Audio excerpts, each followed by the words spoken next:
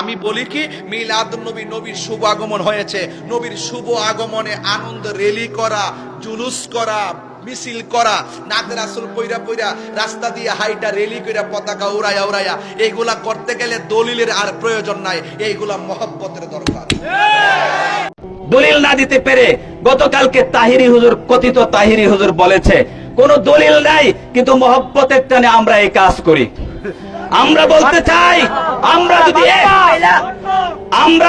আমি যদি এই কথা বলি যে 1 ঘন্টার জন্য মহব্বতের টানে আপনার বউকে আমি চাই, 1 ঘন্টার জন্য মহব্বতের টানে আপনার বউকে আমি চাই,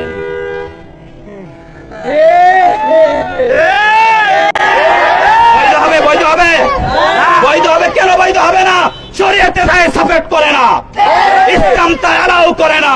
সুতরাং মহব্বতের কারণে কোন জিনিস বৈধতা দেওয়া যায় না, তার পেছনে শরীয়তের দলিল থাকতে হয়। আমরা পরিষ্কার বলতে চাই, মহব্বতের নামে নবী সাল্লাল্লাহু আলাইহি ওয়াসাল্লামের এই ইসলাম বিরোধী, সুন্নাহ বিরোধী এই জশ্নে জুলুস করতে দেওয়া হবে না।